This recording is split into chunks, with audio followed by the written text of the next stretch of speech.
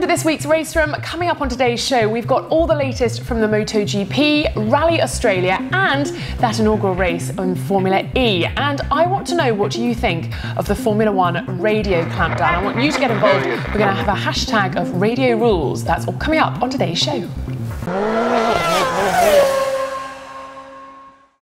Right, so MotoGP, it was Mazzano this weekend. Bit of a surprise. This guy wasn't on pole, Marc Marquez. He started from the second row, but he quickly got past any problems. He was fighting for second place with Valentino Rossi.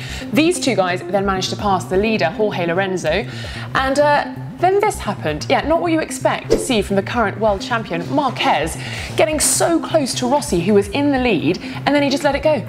He's always on the edge, Marquez, and this time he just went one step too far. Here he is trying to push start his bike, jump starting it with the marshals.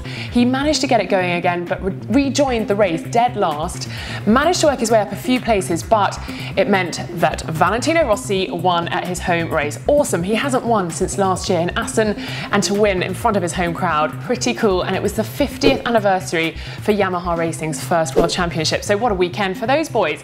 Down under, it was Rally, and we've got some, well, not really new world champions, but Volkswagen have regained the World Championship status for the manufacturers. Still waiting to see who's going to win the drivers, but what a way to do it. They did it in style. You can see them all up on the roof, and that is because it was a 1-2-3 for Volkswagen.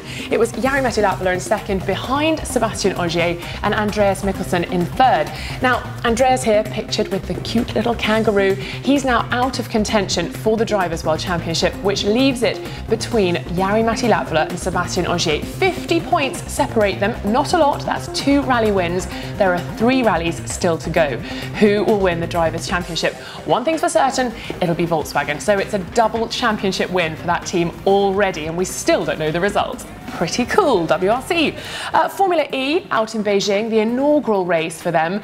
It was all going okay. Nicolas Prost qualified on pole. He was leading the race. Then on the final lap, Nick Heidfeld makes a sort of beeline for the lead, and this was what happens. He hits the sausage curb, gets a bit of air, hits the side here, on this little bit here, not really Armco, we're kind of debating whether that's soft or hard, flips up to the air, spins over a few times and lands like this. What an end to the race, and what an end to a race that Nick Heidfeld says he should, could and would have won the race. Not great for him, it meant Lucas de Grassi took the win, and Prost has been given a 10 grid place penalty for the next race, which by the way is 67 days away. I think I might have even forgotten about Formula E by then, but yes, Putrajaya, Malaysia at the end of November, and that was your news.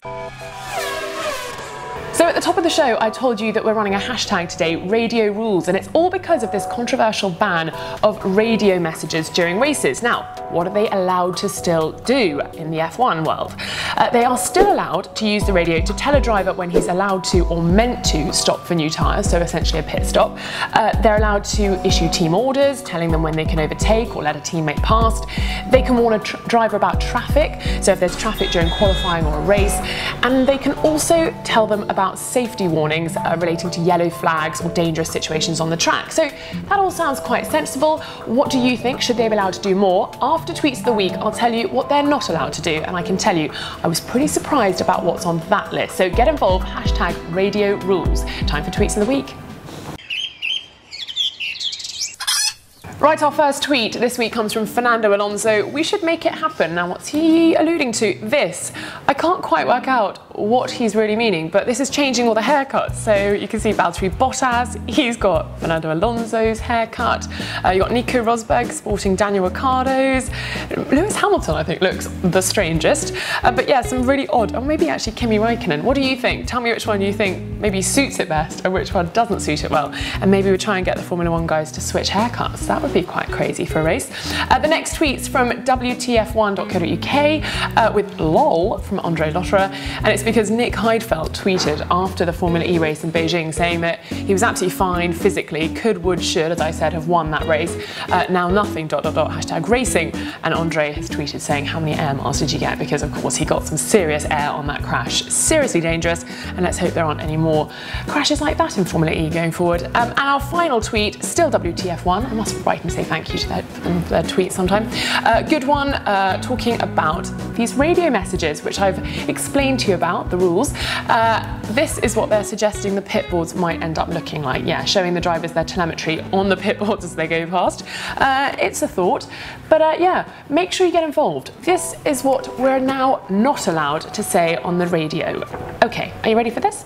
You must not inform a driver to change any settings on his car to improve its performance. So that's going to be quite difficult because we've had a lot of that this season.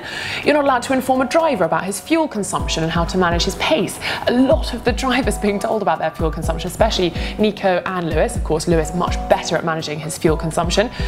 You can't inform a driver about his own performance in sectors and where he can improve. Again, we hear a lot of that. Bono telling Lewis, you know, you're faster in sector 2, you've gone purple in this. You can't inform a driver about the condition or state of his tyres. Now that's going to get quite dangerous because of course the guys in the pits know a lot more about the tyres, about the sort of temperatures and stuff. Obviously the drivers can feel it, but that's going to be quite dangerous. We might have some more exploding tyres, who knows.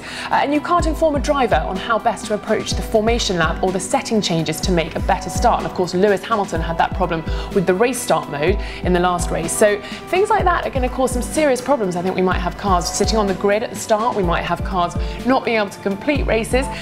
Does it make it more exciting? I'm not sure. I think this could be detrimental to the sport. We're not going to see as much racing in places where the drivers just won't be able to finish the race. What do you think? As I said before, hashtag Radio Rules, get in touch, comment below and tell us what you think of these new restrictions on the radio. So coming up this week, we're going to have a lot of footage from our time at the Forge Action Day on Saturday. We were with Rob Austin, the British touring car driver. I had a lap in his car, we had some drifting, so there's going to be lots of that up on the channel over the next couple of weeks, so look out for that. Of course, this weekend is that famous night race, Singapore Grand Prix in the world of Formula One. We didn't feel like the long haul flight, so me and the cameraman are deciding to head to Anglesey for the British Drifting Championship final. It's going to be awesome. We met some drifting guys over the weekend at the Forge Action Day, so we're getting pretty excited about our trip over there.